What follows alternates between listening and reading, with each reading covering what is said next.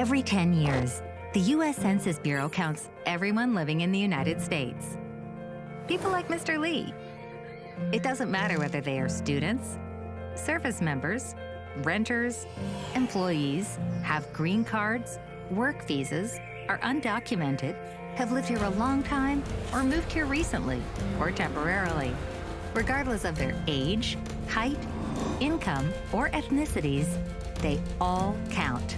Over the last 20 years, AAPIs have been the fastest growing group among the overall U.S. population. However, together, we still only make up about 7% of the total U.S. population. So missing a few counts is a big deal. It affects families and communities a lot more than you might think. If we are not accurately reflected in the census data, our communities won't get what they need when it comes to government representation and public funding. Maybe we won't get that community health center we've always been talking about. Or maybe our students will get less financial aid for their education. Or maybe we end up losing a seat in Congress that represents our own communities. By participating in the census, we won't be left out. We can show everyone in this country that AAPIs won't conform to the stereotypes of staying silent and fading into the background. We can define our own story and let people know AAPIs are not all the same. We all have unique stories that are a part of this great nation. We need to be counted, recognized as a community to have our say in how over $1.5 trillion a year in public funding is distributed for hospitals, schools, and roads for the next generation and beyond. Starting April 1st, it's time to do your part. Fill out the census. Hello. Hi, everybody. Welcome to our Q&A session on the census. We're super excited that you're joining us here on this beautiful Wednesday, June 17th? June 17th. 17. Where has the time gone? Seriously, like we've been quarantined, and I mean, I thought time was going to go by slow, but here we are, June 17th. Summer is just 5 days away. I think summer starts June 21st. Right, yeah. So we're super excited. I mean, it's crazy. It's crazy what's going on. But anyway, we're grateful that you guys are joining us. My name is Dorima Hamilton. I'm the Executive Director of Ideal CDC. And today I have a special guest joining me today, and I'll let him introduce himself for those of you that don't know him. Hello, my name is Daniel Rincon, but I also go by Sam Lovin for those close friends who know me. Close friends. He's also a music producer. Yeah. He writes music as a hobby. Right. So if you guys have some time, check out his music, share it, let us know if you have feedback on it. Thank you. But anyway, his music's pretty good. He writes it himself, lyrics and everything. So check it out. That's pretty awesome. But he is also part of our team. He is my brother. If you don't know, he is my younger brother, my youngest brother, actually. We're 10 years apart. But Crazy, yeah, we're a whole decade apart. Happy accidents right here happened. But we're super happy that he is joining us. He's been helping us kind of behind the scenes with my other brother, Carlos, who is the one that provides all this magic and cameras and making sure that we look the best, have the best live streams, I feel like. And I'm just very fortunate to be able to have that, because I mean, sometimes you don't know until you look at other places and you're like, oh, they could have done so much better. But you know, we're lucky to have that, because a lot of people don't, so they're still trying. So keep going. That's awesome that you're doing it. But I just want to recognize that, because I am super grateful and very fortunate to do that, to be able to have that. But anyway, so our topic today is around the census, and just answering some questions that we've gotten, that I've gotten from my team, and just the feedback that we're receiving on some couple things that we see coming up around this subject, and hopefully providing some sort of clarity, more peace, and answer those questions that you have, so that you feel more confident as you're filling out your census form, and how important that is, right? But before we get started, we know that the census happens every 10 years. So I just want to go down memory lane and talk about some things that have happened and get like your thoughts on, see if we remember, and just kind of reminisce and focus on some positive things in the moment that have happened in the last 10 years. So 10 years goes by so fast. 2010, I was 20 years old. I was 10. Yeah, crazy. Yeah. But anyway, so in April of 2020 was when the first iPad came out. That's when Steve Jobs released the very first iPad, and I have one here. I love it. I use it. It's like a life changer versus having to carry a massive laptop. Like sometimes you just need something small to be able to look at your notes, take notes, but not have to pull out an entire laptop. I remember sometimes going to meetings or class, and you pull out this massive thing, and the charger too. I know sometimes you don't have a plug, but I mean, iPads have really changed the way we do school, business. Totally. I mean, it's helped me a lot. So let's see. In May of 2011, how many of you remember planking? What's that? Planking? You don't remember what planking was? When everybody was planking like on top of like a challenge or something? Yeah, you don't remember planking when everybody I was would 11. lie flat on something and take pictures? It was such a phenomenon. Everybody was planking like on random places. Like they would plank on top of a car or on top of a sign. Like who can come up with the most ridiculous planking? I mean, we need to bring that back. That's cool. How many? I mean, everybody was doing it. Everybody was doing it. Another thing that happened, one thing that happened in December of 2012 that came up was the world was going to end. How many of you remember that? The world was going to end because of Mayan or the calendar ended then. So we all thought the world was going to end. And I mean, I even saw billboards everywhere of like the world is ending. I mean, we went through it with the Y2K because of the internet and what was going to happen. Here we are, right? 20 years later, the Y2K didn't happen. Same with this. I mean, we all thought the world was going to end. I remember all these conspiracies coming out. They're and fun to watch, but they're so fun to watch. I mean, who doesn't like a good conspiracy, right? But anyway, we're still here 8 years later. So I don't have something on 2013, but on 2014 in March, how many of you remember that big thing about that airplane, the Malaysia Airlines that disappeared? No one knows what happened. What happened to the people? What happened to that plane? And how it was so crazy. I mean, I think like to this day, we don't even know what happened. I don't think so. Really? If there was, maybe, I don't know. I mean, if anybody knows, let us know. Feel free to comment and let us know. But yeah, that was so weird. No one knew what happened. About it too. More conspiracies happened. But yeah, crazy. Okay, another one which you actually participated on was between the months of July and August. There was the ice bucket challenge, and everybody was participating in that and challenging each other. And I think it was a fun way to bring awareness to ALS and bring that to the conversation and making and it was a fun way to all participate and do something to bring awareness right to that ALS. So I know you guys did the ice bucket challenge. Yeah, we did a video and everything. It was hilarious. It was cool though. It was fun.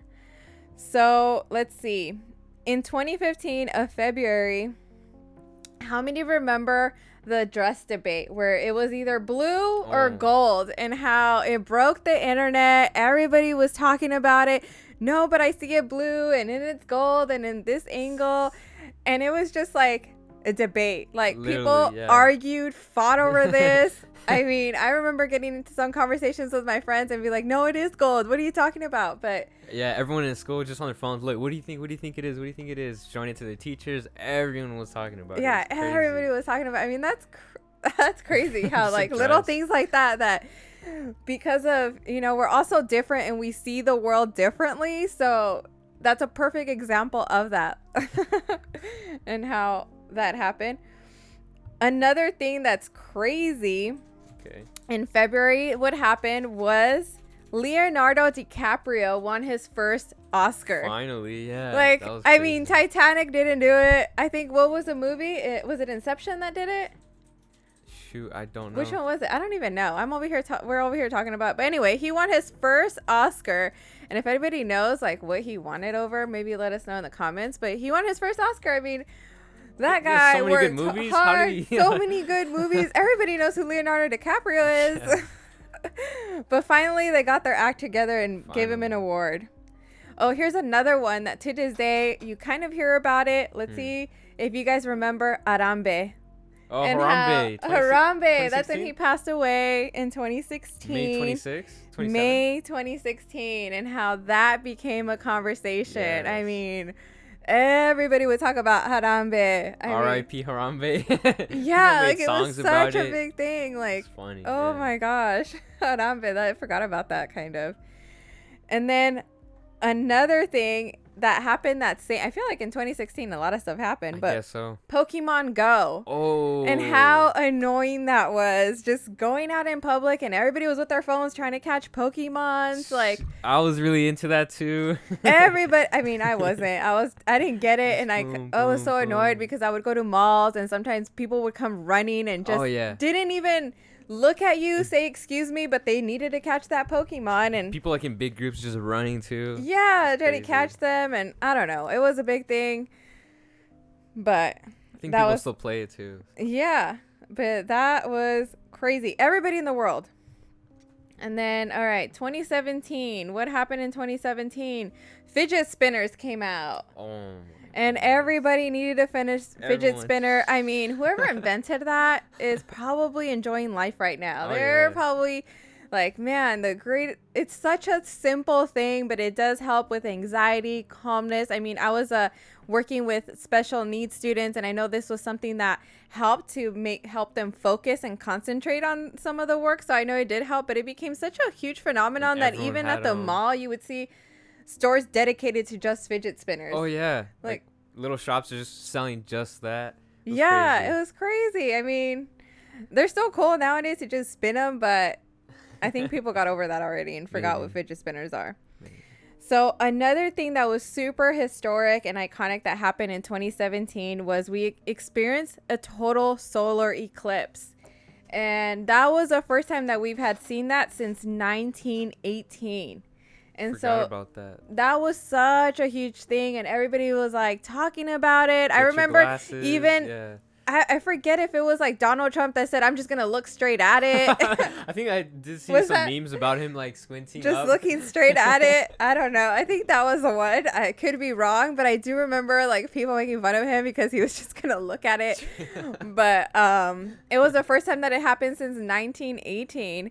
But don't worry, I've read other places that it's gonna happen again in 2024. So mark your calendar. Oh, that's really close. So in 4 years, which sounds far away, but I mean, look, if we think about all these things like Harambe, fidget spinners, 4 years is iPad, it almost fast, feels yeah. like yesterday, and like, but so much has happened. And then in 2018, something that I remember everybody was like, what is going on, especially if you have an iPhone, was we all got a notification that there was an attack in Hawaii. And we all got the alert on our iPhones. It was like those emergency alerts. And everybody Amber was like, alerts, what is happening? The state shut down. It was a mistake that someone made accidentally. And it sent this massive alert to the world. And everybody was like, what do you mean Hawaii's under attack? Like, Oh my god. is this another Pearl Harbor? Like, what is happening right now?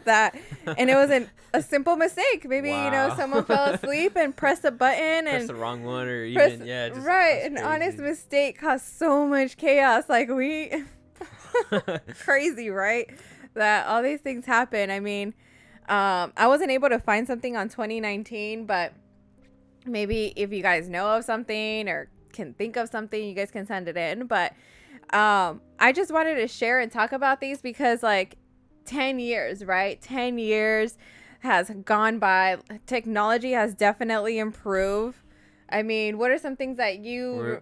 Well, I think something that's going to be talked about in 2020 is everything that's going on right now, but also like with technology, Zoom, like that came out of nowhere. I know. Zoom, that blew up like crazy. I remember my husband uses Zoom, but now it's like everything is done Everything on is Zoom. Everything. School is all on Zoom. That's like crazy. Yeah. Zoom is, Came out of nowhere.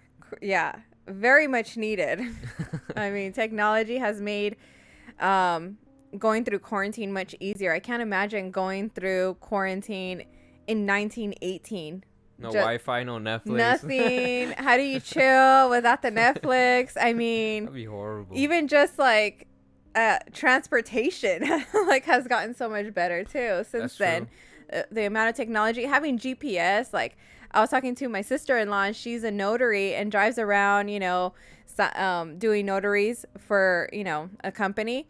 And she was like, man, if I didn't have GPS and I had to look at a map, that's gonna be so hard. You get lost so easily. Yeah, now I just put on GPS and this is where I want to go, and take me there and fast. And then while you're driving, podcasts. It's like, yeah, it's like carefree, just driving. I know. And so sometimes we take these things for granted, and we just got to learn to appreciate those little things, because I mean, it's helped obviously our lives so much better. I remember growing up and going on vacations with family, and my dad's like, all right, let's pull over to the side of the road and check the map, and he would open up the glove compartment, take out a nap, and the map, and then, okay, we're here, I think, and we need to go here. So this is the freeway.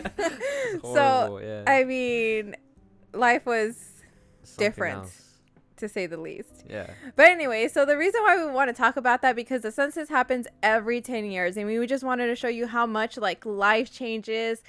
Things happen that even this pandemic, what is going on right now too with the protests, and no one could have thought that 2020, right? I mean, people say that election years always are very tense moments. And I mean, this, if it wasn't true then, this definitely makes it true, because we have gone through so much as a country, and just as people and business owners, families, individuals.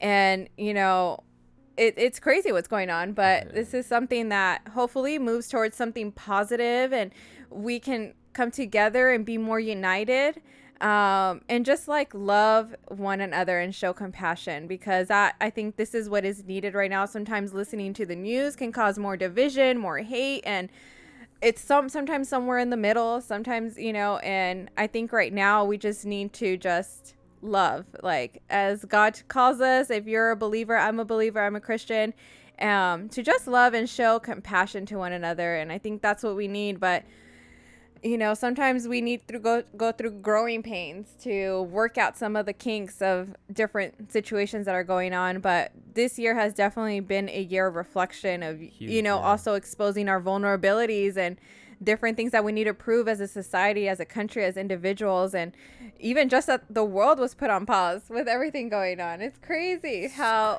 something so small affected the world. Literally the tiniest thing you can think of affected the whole planet. The whole world. Like, everybody put on pause. A lot of lives were lost, unfortunately. And my heart goes out to all those families that lost people like that. I can't imagine what that must be like. And so, but anyway, the topic today is the census, right? And the importance. And obviously, like, we just went over a few things that have happened in the last 10 years and how much life has changed. And this is why, like, census is so important. A lot of the times, like, we just hear, fill out the census, because it gives more funding to your kid's school, and it does this, it does that. But we don't actually have a conversation around it and talk about why it's so important. How does it affect everything around it? Yeah, how it affects our lives. Why should I even care, or why I shouldn't care? And so today we just want to talk about that and hopefully bring some more clarity to the conversation and just the topic itself. I know that someone in the comments named Aura is asking, what is this? This is a workshop on the census.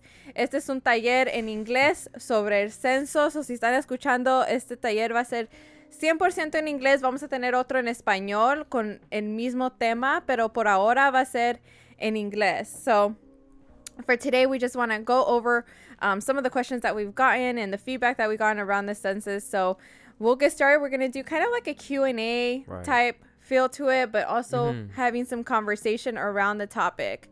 And so yeah, let's get started. Okay, yeah, we have a list of questions that we thought were like the most important, and even some of them I even asked myself, like, I don't really know. And so here's the discussion. We'll get into everything that has to do with why the census, and just really clarify all the things that are confusing about it.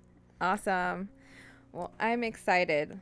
Okay, well, the first question I had was because you hear a lot about get counted, but what happens if you don't get counted? So my question was, how much federal funding was lost during the undercount in 2010. I mean, in 2000. So in 2000, every 10 years a census happens, right? Every 10 years. So in the year 2000, in the year 2010, and now we're in the year 2020, right? So every 10 years the census happens. But in 2000, because not everybody participated, we lost $3.37 million in funding. I mean, just wrap your mind around $3.37 million. Like, what could you do with that much money? That's a lot. I know, it's a lot of funding, money. man. You can help so many schools and stuff. We could do a lot with that, right? That's insane. You can build a house that is the best looking house, or you can, I don't know, pay off debt. You can... There's so much you can do with $3.37 million, right? That's a lot of money that was lost. Money that is very much needed for our communities, as we see right now, right? Our communities have been impacted by COVID. And so these are funding. This is resources that we could have had we all participated. Right. Yeah. So. And a lot of people are talking about like defunding police. And so this... and saying like reallocating money for schools and homelessness, this could help too. That $3.7 million would be beneficial for stuff like that, schools and housing. And so that's a lot of money right there too. Right. It's definitely a lot of money to think about.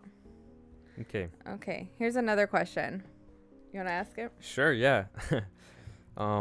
If someone is pregnant, how should they fill out the census? Oh, this is a great question, actually. And I've gotten this a lot, and it's kind of confusing, but it's not. It's pretty straightforward. So if you are pregnant right now, you do not fill out the census for your child. Even though they might be born sometime this year, they have to have been born on April 1st or before April 1st. So... you don't have to worry about them if they were born on April 2nd, even if they were born on April 2nd at 12 a.m. with 1 minute.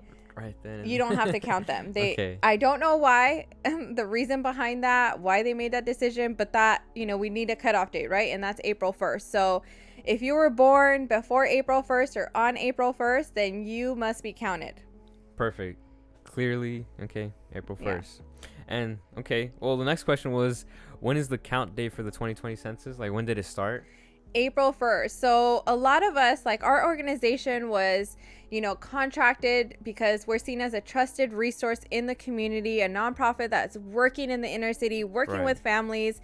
And so they trust us. We've built that trust with our community. So they asked us, because you have the trust, can you speak about the census, share the importance? It's easier.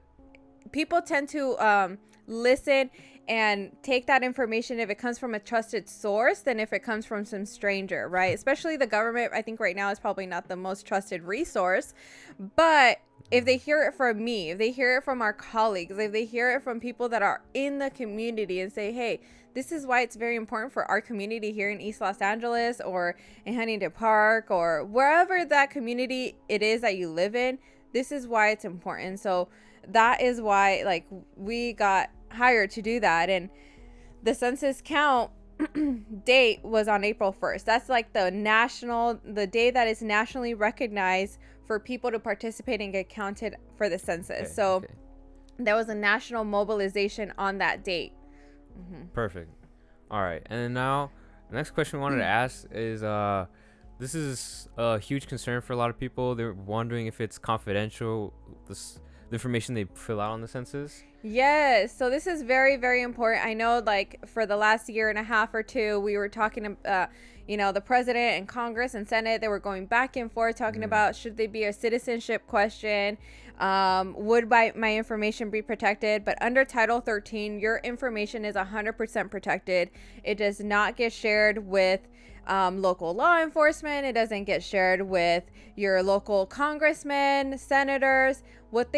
Once the Bureau gathers all the information, they provide statistics and data for people that are writing policies, that are writing laws. So no one has access to your information.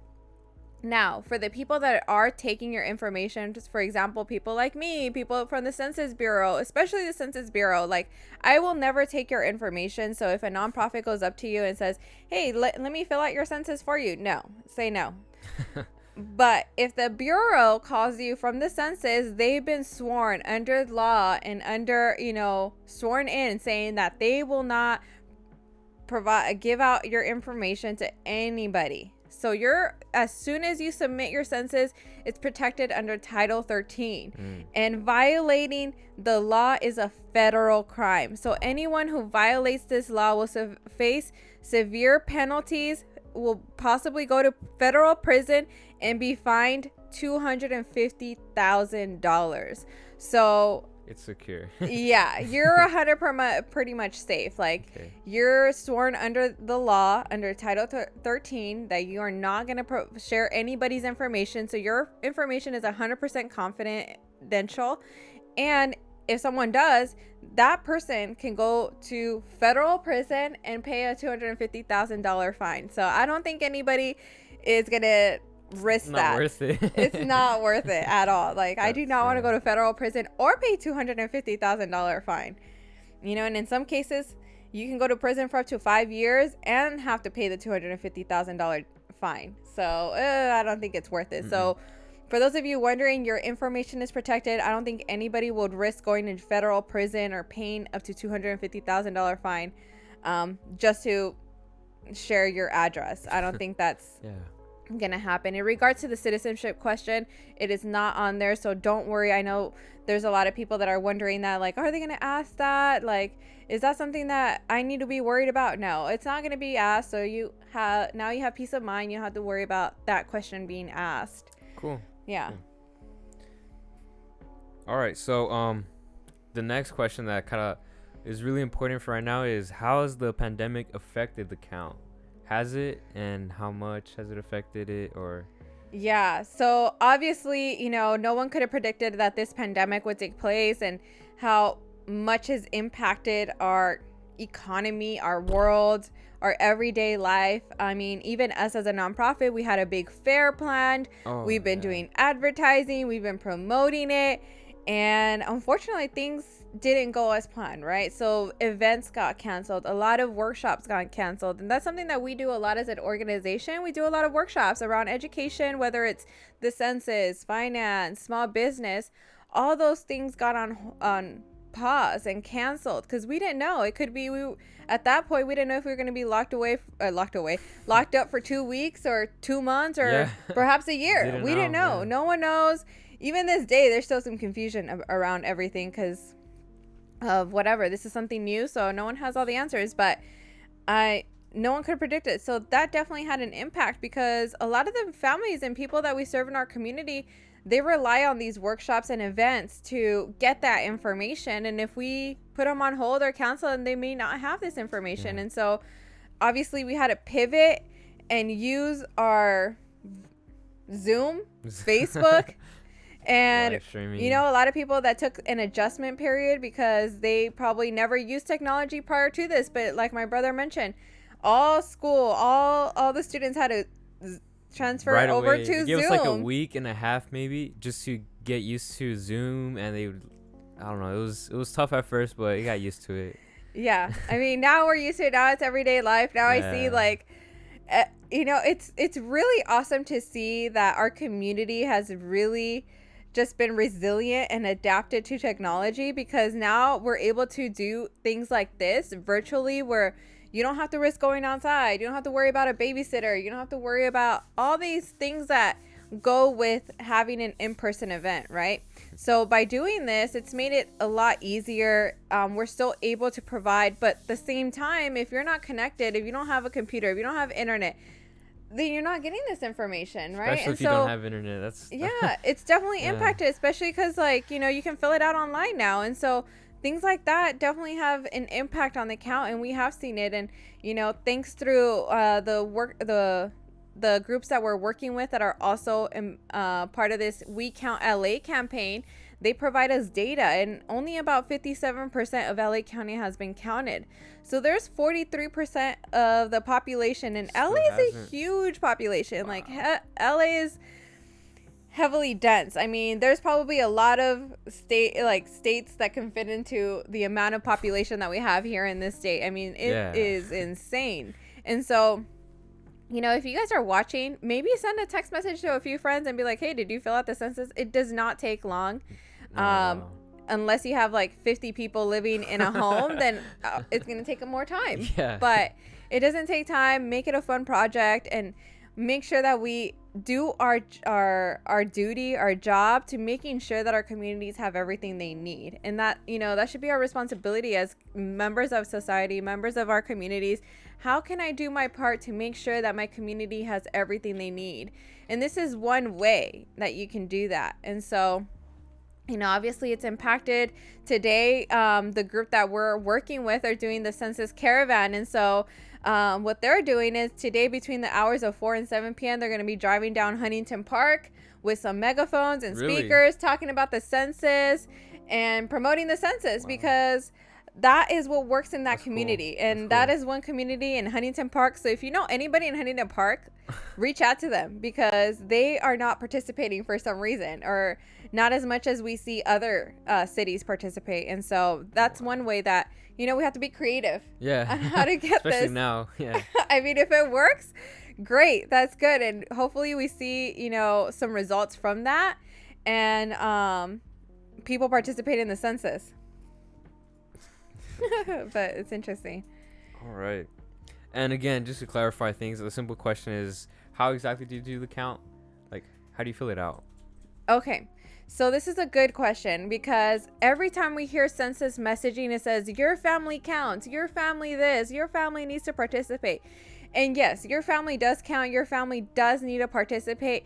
But one thing that is missing from that messaging is it, say for example, you live in a house with maybe 2 other families.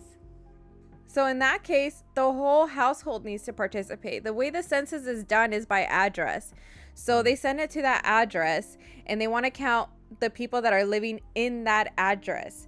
So if it's 3 families, 10 families, 10 college students, 5 college students, a group of friends, maybe it's just the uncles or aunts, whoever. But if you live in that address, whether it's the garage, living room, backyard, guest house, and they all have the same address, all of you participate under one census. And that's something that is sometimes can be a little confusing, because the messaging is around your family, your family, your family. And yes, you know, for example, here in my parents' house, it is one family. So it is one census. But there are a lot of families that, you know, live with another family, or have college students living there with them, and or, you know, a group of friends.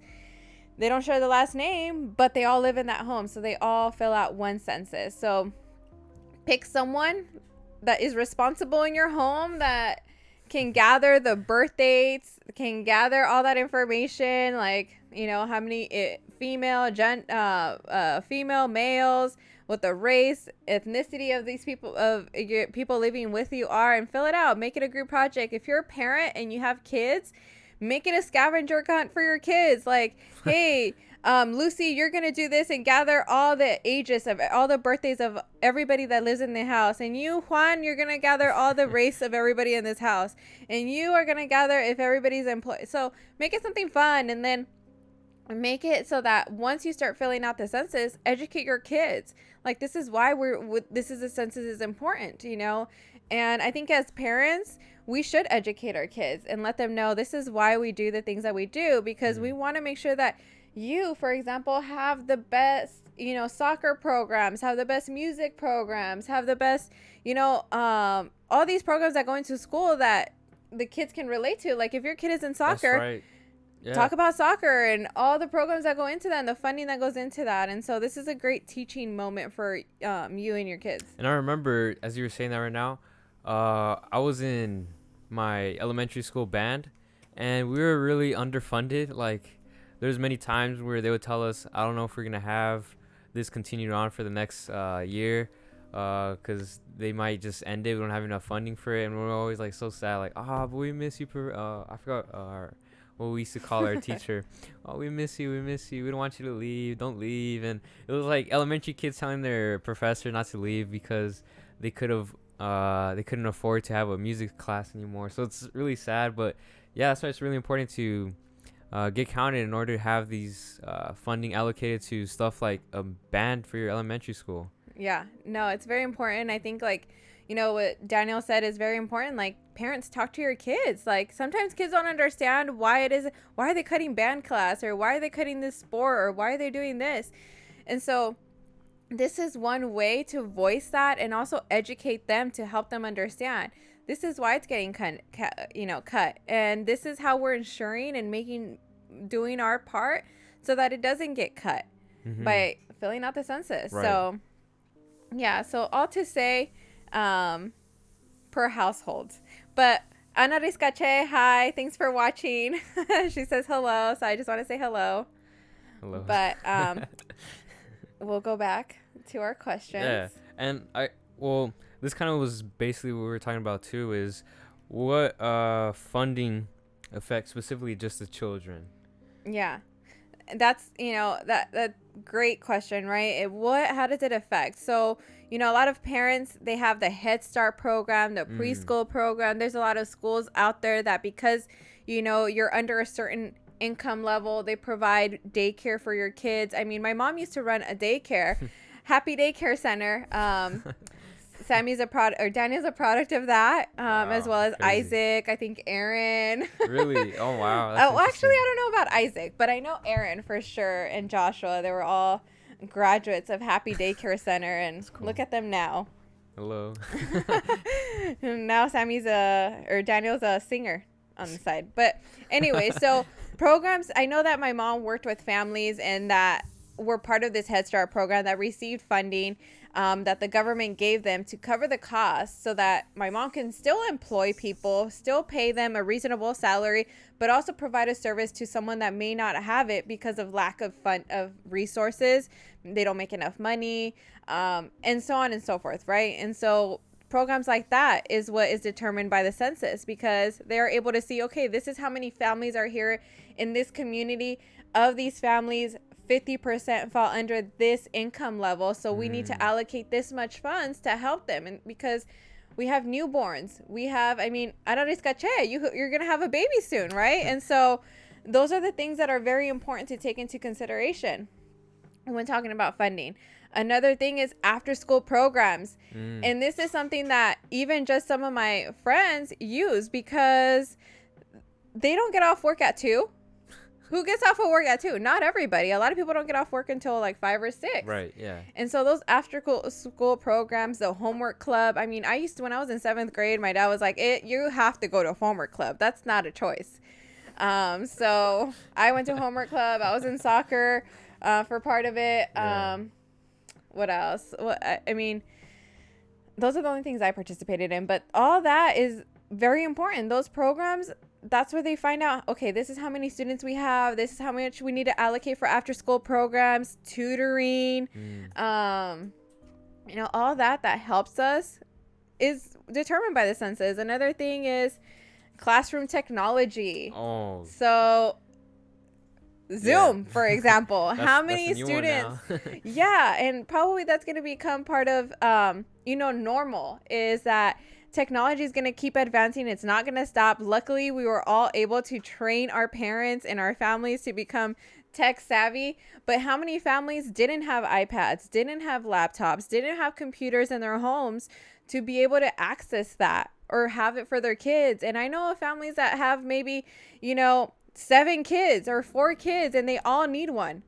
But what do you do? And so I know that some schools, because of funding, because of resources, were able to provide an iPad to each student. And so this is important. I know a lot of families weren't able to receive that, and it's because the school has a limited amount.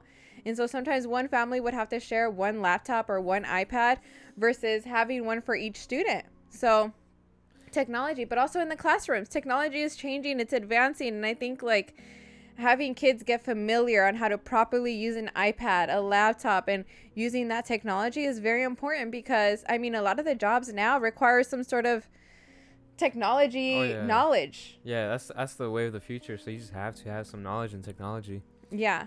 So, also programs like the lunch programs. A lot of people get free or reduced lunch. Yeah. That is also determined by the census because we're able to see how many people here are low income. Okay, there's all these families that are low income. Then let's allocate this much because they're going to need food for their kids. And so that's another thing that we don't think about that can affect. And I know a lot of families that use that. I think we were reduced lunch. We weren't free. Reduced, yeah. But we were reduced lunch, and it makes a big difference from like 40 cents to $3 a meal, which doesn't sound like a lot, but for some families it might be a lot, and it might be very expensive to do that. If you have 5 kids, that's $15 a day per meal. So that's like $30. It can be expensive for some families. Yeah. It just adds up. So little things like that make a big difference and determine the programs that your school has. Band, music, sports, even some of the classes like I think they were called ROP classes, like crime scene investigation, pharmacy tech. Yeah. Those are really great programs that I think should be coming back because we need a lot of people in trades. Right? The trade industry is really suffering, but if we don't have all the funding that we need, we won't be able to implement some of these programs. And I took some of those classes. I took an entrepreneurship class. I took a computer science class, an engineering class, just because I wanted to test out what was my preference, and it was just because they had those opportunities for me. Yeah, and it makes a big difference because, a lot of times, like, schools put so much pressure on kids to, what do you want to be in life? And you sign up at 18 to go to college and then study something for 4 years to only find out, I hate this. I don't want to do this. And so sometimes having these classes like Sammy or Dan, I keep calling him Sammy, my brother, also known as Daniel, having that hands-on experience to see if you actually want to do it. Because what if he would have went to college, went through all the training, and then he finds out, I hate this. Now I have to go back to college. That's the story of a lot of people, yeah. And that's what happens, and it's unfortunate, and I think like that is something that should be brought back more. But by us participating in the census and making sure that everybody's counted, all of our kids are counted, we can bring those resources and advocate in our communities, advocate in our schools. Hey, we counted in the census, we participated, we did our end. This is what we want to see happen in this school. Ooh. This is what we want to see happen. These are the programs that we want to see. Why aren't you guys addressing this? And, Karen is one of our top fans here, and she absolutely helps us here a lot with Ideal CDC and just the work that we do. But she mentioned something that it helps Medi-Cal, and that's very true. Medi-Cal funding is determined by the census participation. Again, a lot of families use Medi-Cal. A lot of families. I mean, even I've used Medi-Cal, and how amazing it was to have that help when I needed it, because sometimes medical expenses are really expensive, and I get it as to why they're expensive. Schooling is expensive. The equipment, medicine is expensive. So all that factors into the cost of you getting that treatment, that surgery, all of that. So it can definitely affect, but by us participating, we're able to ensure that families that don't have that are still able to receive the medical attention that they need, are still able to receive their regular checkups. A lot of the times we find out about families getting sick, and could have been preventable. Had they known 2 years prior? Had they known a year before, right?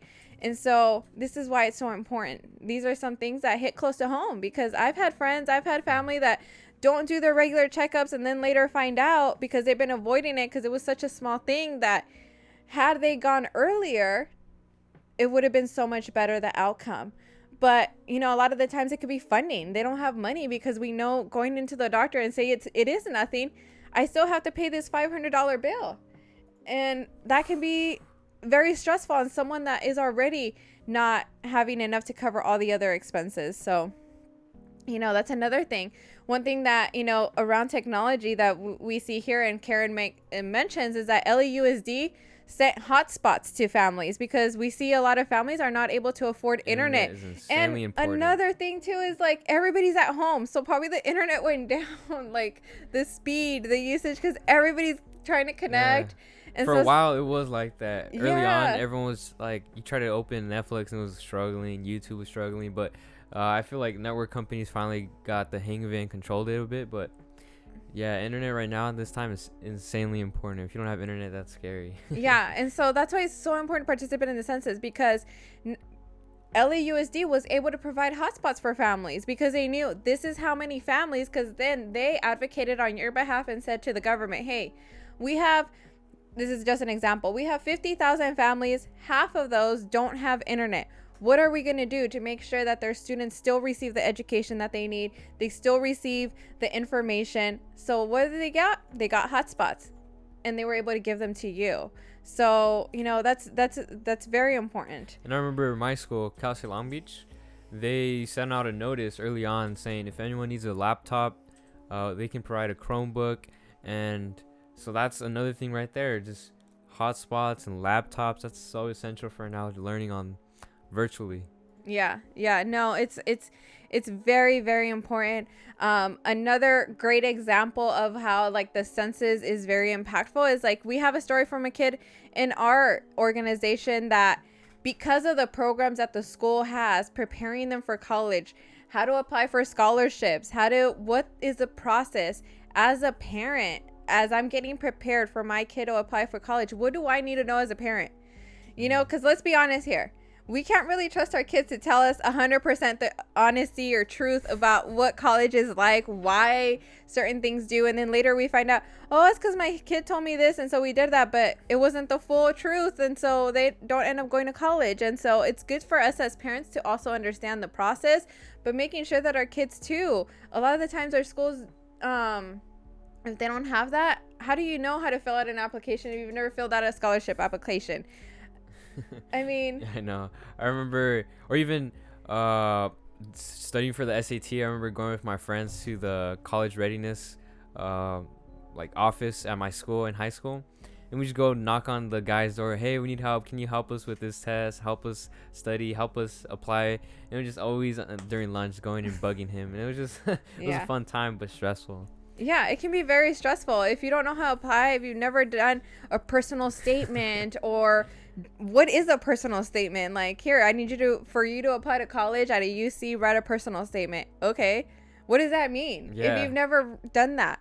And so these programs that they have after school really help our students. And I've really seen a big difference between schools that have these programs for students than schools that don't. It makes a huge difference. And so I see the need. Like, this is so important to really educate our students what college, and college may not be for everybody. That's another thing. Maybe it's a trade, and that's something that schools need to talk more about, or having a certificate program at their high school. That way, as kids I know I've seen schools that what they do is in the last year as a senior, they provide a program where you take classes, and by the time you graduate high school, you graduate with the first year of college already completed, or with some sort of trade. That's awesome. And all you need is the last 6 months. And so things like that is, I think, what needs to be brought back to education. But the only way we can do that is if we have the funding that we need, and everybody counts, and we know, okay, this is how many students there are, and all this. So all this helps really our communities. Yeah, my school didn't really have that many stuff, but it did have, like I said, a few of those classes that really helped me, push me in the right direction. I'm studying computer science, and honestly, it was because I took a computer science class in high school, my last year of high school, and I really enjoyed it, just thanks to that program. So it's really important to have those programs. It is very important. I agree. I 100% agree.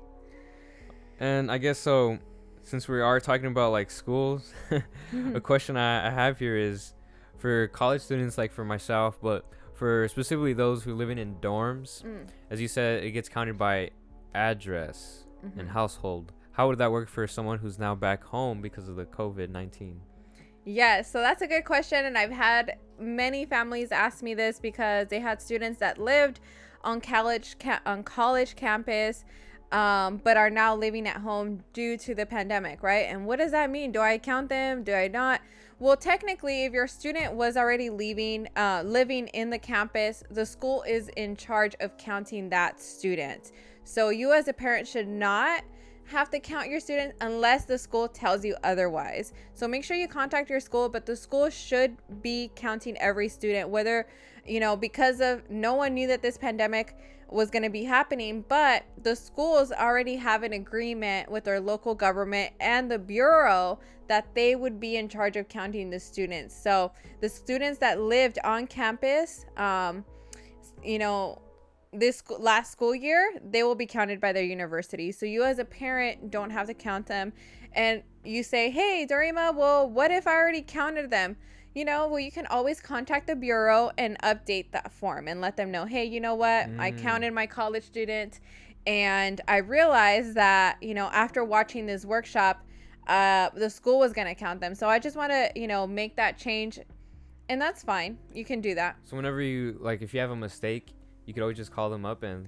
Yes. Okay. So if you make a mistake, say you're watching this workshop and, earlier we talked about how you fill it out as a household versus a family. So say you're one of those families that just filled it out as a family, but not as a household. And now you're like, oh, shoot, I did it wrong. You can call the census and let them know, hey, you know what? I made a mistake, and you won't get in trouble for it. They will appreciate it because that means there won't be an undercount. That means people that weren't counted, because they're not going to send another one to that home. They're only going to send one. So people were missed out, and you should be counted. Okay, so it's that easy. Just call them up. Yeah, just call them. I mean, there might be a wait time. Have your kids wait on there. Someone, that's going to be, your responsibility today is to wait on here first. But you know what? I've called the Census Bureau a couple times already just because I had questions about the census and I wasn't sure. And the longest I waited was maybe 10 minutes. So It wasn't that long, even though when I called, they said, your wait time might be longer than usual. And they didn't give me a time. I was like, I'm probably going to be here for hours. But no, every time it was less than 5 minutes. And then one time that was long, it was less than 10 minutes. I remember seeing my phone and it said 7 minutes and 9 seconds. Wow. So it wasn't that bad. That's pretty convenient then. Yeah. Able to just take calls like that. Right. But, the importance of counting someone that was missed is what I want to hit on next is about how much federal funding is lost for each person not counted. Ooh, very good. Okay. So that is very important. And get this. So for every one person that is not counted, that's $2,000 a year that's lost. It may not sound like a lot of money to you, $2,000, but just think about $2,000 over 10 years, that's $20,000. For if Daniel doesn't get counted in funding that he could be receiving for his community, right? So if there's 100 people that don't do that, 1,000 people that don't, I don't even know the number, but it's millions. And that's how we get to 3.37 million because, it's just that one person that didn't get counted and then another person, and we lose all that funding. So, if there's 10 of you living in a home, that's a lot of money that will be missed out if you don't participate in the census. I mean, 20,000, that's a lot. What can you do with 20,000? A lot of things. And so, one thing that I want to highlight that people don't know is that it's not that the government is going to print more money. It's money that we already paid into with our taxes. I mean, we get taxes taken out of our checks. We get taxes, retail, sales tax, all these taxes. Funds get brought back to our community that were already spent. So, for example, say we live in Los Angeles, right? The city of East LA, but only 50% of the population participate. So there's, let's say, 100,000 that's missed in dollars, right? In funding that we get that year. But the community of Anaheim 100% participated. So it's going to show, Anaheim has more people. So we need to get more funding there. Because everybody in Anaheim participated. So let's send the money that we have left over from East LA to Anaheim because they obviously have a bigger population. They have more need. There's more kids. So, a lot of the times we wonder why certain communities have certain programs, certain things. This is one way we can make sure that our communities have everything that they need. And we don't think about this, but this is very true. I mean, I had one of our congresswomen tell us, if you don't vote, you don't count. Like, you don't, like, it matters. Your voice does matter, because that's how we're able to see what our community needs, what our community looks like, what their voice sounds like, if we see a trend or not. Same with the census. If we see that, oh, you know what, there's a lot of young kids in this community, let's allocate more funds into programs for school, into after school program, into sports, into whatever it is, Medi-Cal, you know, because kids do crazy things sometimes and break their arms, break their legs, and get sick because they don't care. They're just enjoying living life, and they can get expensive, right? And so thinking about that, you know, for the next 10 years, what funding do we need to allocate for these communities? So it's very, very important to participate. And quick question about what is like the amount of federal funding distributed to states and local communities based on the census? $675 billion with a B. That is, I mean, we talked about 3.37 million. This is 675 billion. Wow. Funding that is distributed, and this is just based off the, you know, the last time's census. This year, obviously, the economy has grown. There's more people. Definitely I mean, more how people, many of you yeah. have had babies in the last year? You know, so all that has changed. But $675 billion, you know, that is allocated to all of our communities. That's great. That's a lot. Our community needs to tap into that and really use it for our resources. That's insane. And does it cost anything to fill out the census? No. Good question. And I've actually been asked that, which is interesting. But no, it does not cost anything to fill out the census. If you are getting charged for whatever reason, run away, report them as fraud, say no thank you, because it shouldn't cost you anything. Not even a penny. Nothing. Free 99. It is free to use. You should not have to pay. So I know have received calls from people, and just like by participating in some PTA meetings where they, at the end of filling it out, the person helping them fill out the census asks them for credit card info, and that's not accurate. So if they're asking you for your bank info, your credit card info, or any sort of financial information, run away. Say no. Say no. You should not have to provide them with, you know, credit card or information or bank information or your social. That's a big red flag. So Yes. Okay. If they say that, no. Say no. It's free. Okay. And what are the different ways you can fill out the census then? Because you mentioned some people can help you, but so how do you do it? Yeah, so there are 3 ways you can fill out the census. The first way is through the paper form that we've received in the past. Like sometimes they mail out a booklet, or you know, there's going to be people showing up at your door from the bureau, and they have a badge, and they'll let you know they're from the bureau, and they can show you that badge. But you can fill it out paper form. That's one way that you can fill it out, which is the most traditional way of filling out the census. Another way is through the phone.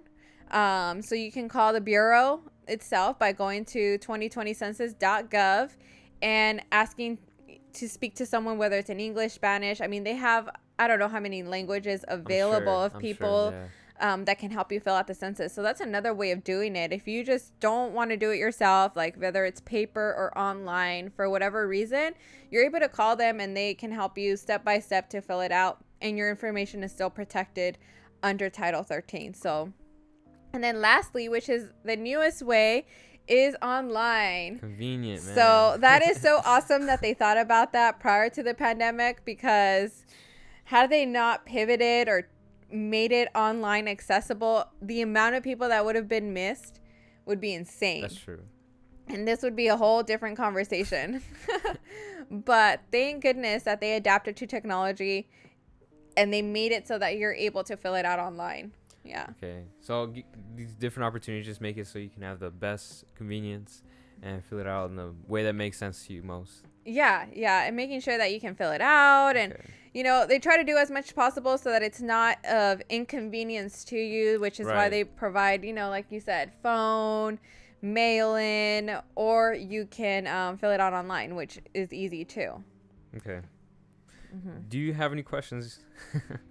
So Another couple things that I want to highlight when it comes to, for example, housing, how it's affected by the census. So a lot of us serve, or our nonprofit serves families that are low income, and have people in our community that are Section 8, low income households. And so that's how they're able to develop these housing units, because they know that, okay, this amount of people live in this community that are going to need some sort of assistance when it comes to housing.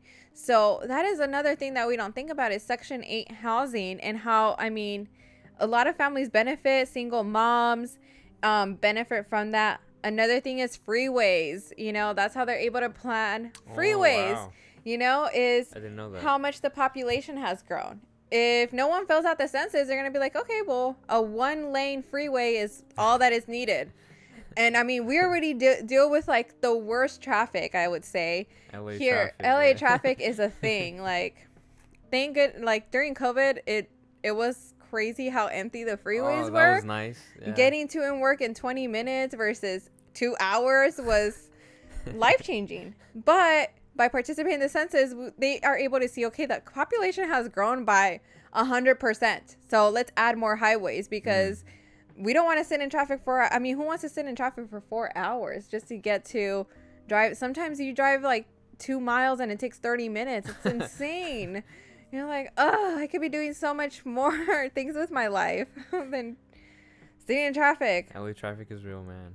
Yeah. So another thing is community development. So our organization, for example, they'll see, and there's other, you know, social programs and other community development offices in the county that provide these services for the community. And this is how they're able to determine, okay, this community needs more of these resources, more community development organizations there, because the population has grown, or it's diversified, and these needs, or it's changed. Like what was needed back 10 years ago we don't need it now. We need more on financial education. We need more around small business, around trades, different things like that. And that's how we're able to see too, from our perspective, kind of like where our community is going and how we can help them get to that goal, right? Yeah. Like with all the statistics that are being developed through the census, we're able to see what ways we can better meet the needs of our communities.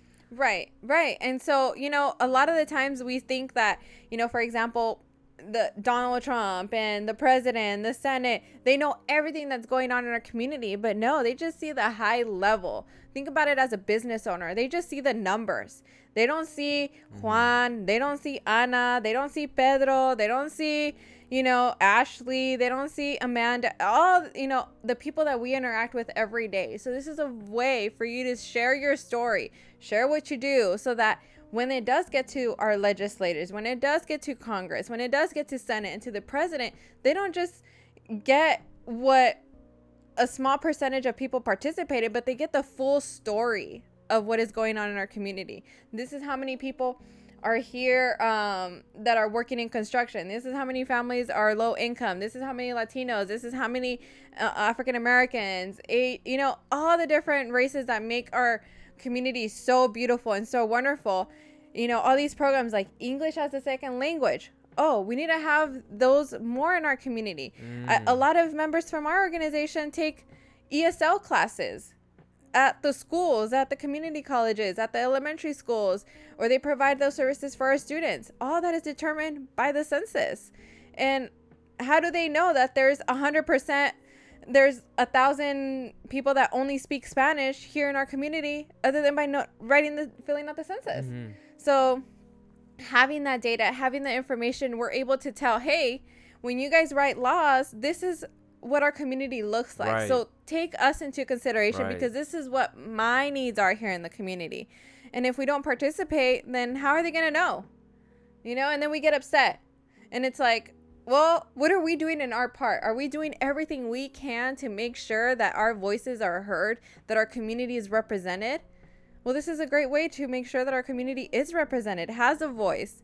Speak up, you know, this is very, very important. The census is very important. Well said, yeah. Yeah. And like, you know, Karen mentioned earlier in the comments, healthcare, you know, child health care. That is also very important. The, you know, children's health insurance, Medicare Part B, prevention and treatment of substance abuse, all those AA programs, Narcotic Anonymous, all those programs that help us, break out of bad habits, mental health services, all that is determined too by the census.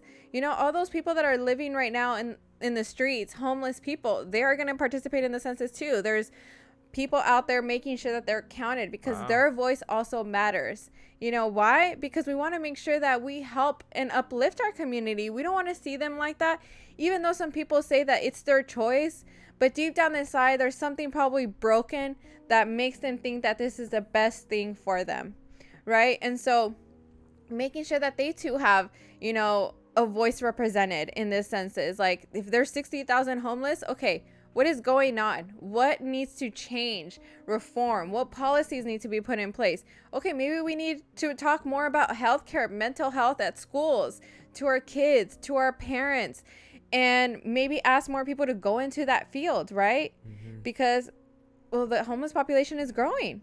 There's something going on, whether it's economic, whether it's mental health, substance abuse, whatever. I know there's stories of, and I've gone to Skid Row and, downtown LA and interviewed other people, and they all have different stories. Whether, I remember talking to this gentleman, and he lost 2 of his sons, and that's why he's like, well, what's the point of going on with life or doing all this when the 2 things that I did everything for are gone, and it's like, it's so sad to hear. And others, it's because of substance abuse, and then others it's because of whatever, divorce, and everybody deals with life differently. But making sure that they are counted is us making sure that their voices matter, are uplifted, but also provide them with the assistance, the guidance, the resources they need, so that they are in a better place. They do have what they need.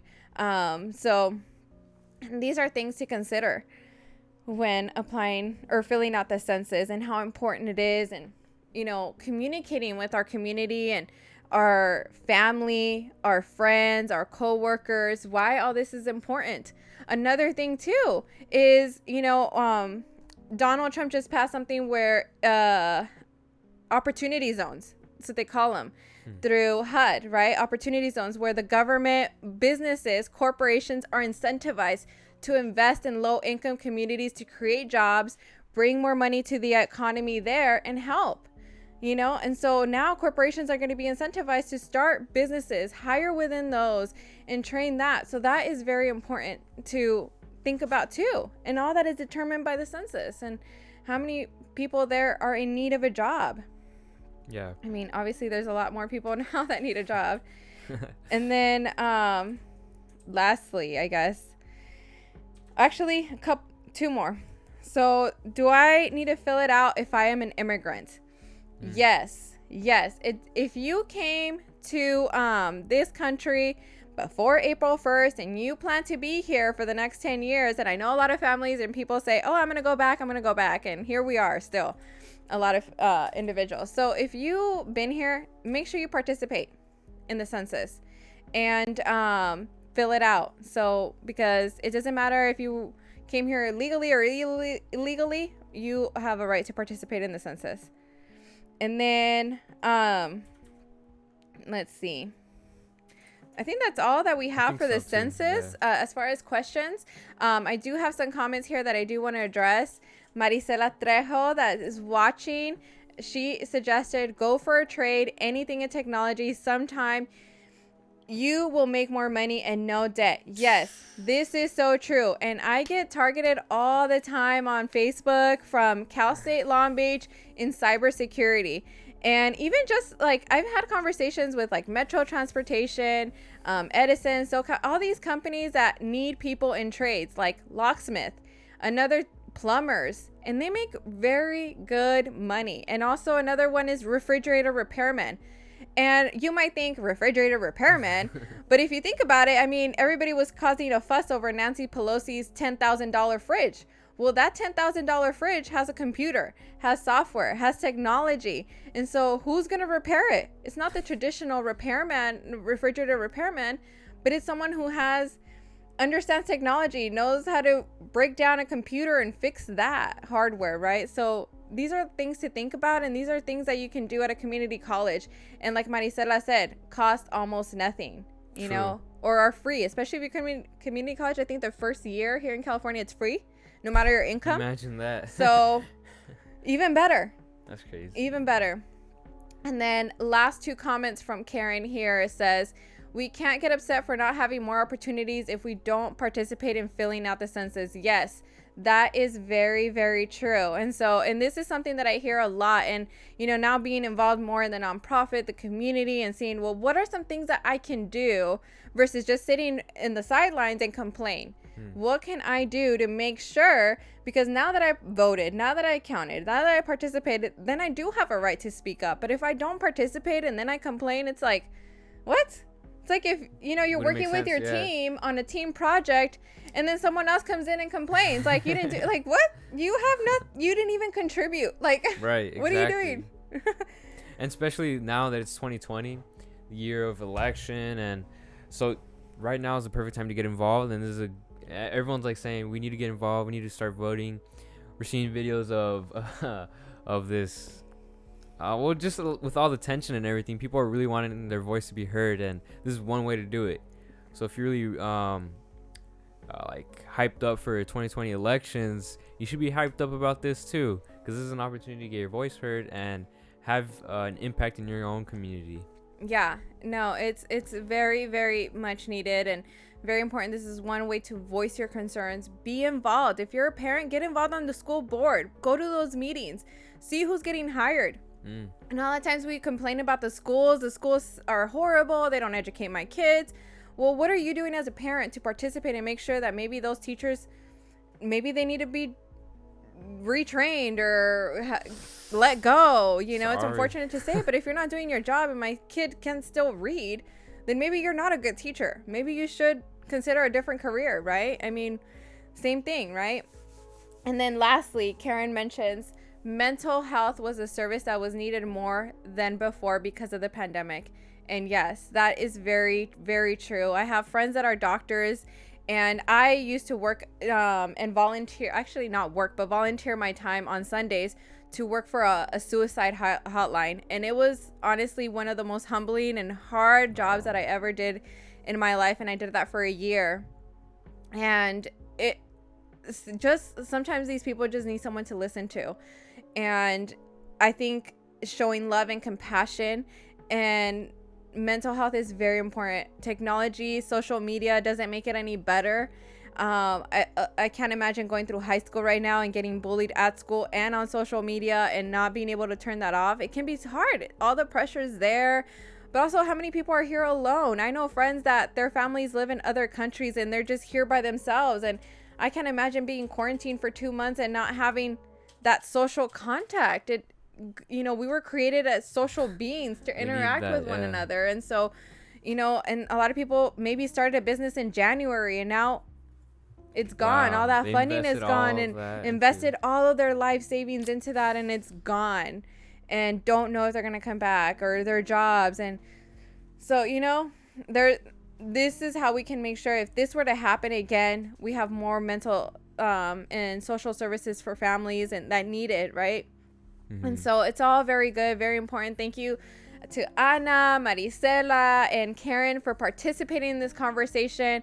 I think these conversations need to happen more, because sometimes we don't understand what, and all the things that go into participating in the census, voting, getting involved in our communities, and all of this. And I think everything that's going on right now has brought that to the front and made it something that, okay, maybe I need to participate more in the school board and our budget meetings for the city, for the county, and see where is the money going? Because we're getting all this funding, we're getting all this, but how is the money being spent? But I'm sitting here complaining on Twitter and on social media, but I'm not actively participating and speaking up. So the census is very, very important to do that and participate. And this is a way for you to speak up and say, this is what we need in our community. This is what I want to see. This is what we look like collectively as a community, and what we want to see you do for us. So participate. It is your duty to do that. It's your responsibility. You should see that as a privilege that we live in this country, that we're able to speak up and voice our opinion like this and participate, making sure that our kids have everything that they need, our grandparents,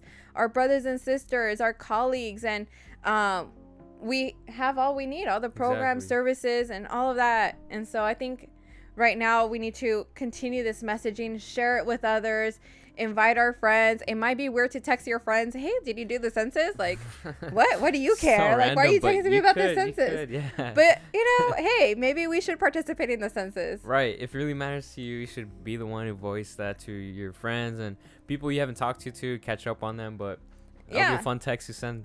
Yeah, do a mental health check too, like Karen mentioned. Just text a friend, how are you doing, how can I help you? Like, let's do a virtual dinner, where we do it on Zoom and have dinner together and just have that conversation. But anyway, I know we went over our time, but we can obviously talk for hours on this topic, because it could just go on, and there's so many things to mention. And I know, like, people in the comments later are going to be like, oh, what about this? What about that? And obviously we can do another one in the future and answer more of those questions if you guys have some, and bring other topics to you. But I was talking to Daniel and having this conversation with him, and I'm like, man, there's really a need right now to provide this information and provide more clarity and how it affects me, and make it more relatable, right? Because a lot of times we just see like the normal social media posts and the normal hashtags, but how does that relate to me? How does that relate to my community, to my family, and all of that? So hopefully this was of benefit to you. Hopefully this helped bring some, things to perspective and some clarity, and hopefully you enjoyed it too. Right. I mean, hopefully this was benefit. But if you guys have any questions around the census, please let us know how we can help you and serve you. Like I mentioned earlier, there's going to be a caravan. So if you're in Huntington Park, that sounds like between fun. 4 and 7, and you hear someone yelling about the census or talking about the census over the megaphone, it is our, colleagues that are also on the We Count LA. I just left my mind, but the We Count LA, what is it called? Anyway, campaign. The We Count LA campaign, census campaign. So show your support, show some love. Thank you all for watching. I don't know if you want to say one last thing. No, yeah, even just like having this conversation, a lot of things were answered, and I just realized, wow, yeah, I can't wait to get more involved. And I think it was just last year that I registered to vote, so I'm excited to just this be the year that I'm like doing all these things and finally voicing my stuff. Yeah, no longer a kid, so grow up. Grown up. But anyway, thank you all for watching. I hope you have a great rest of your day, your week. Stay safe, and hopefully we'll be back next week. Yeah, take it easy, guys. Stay healthy.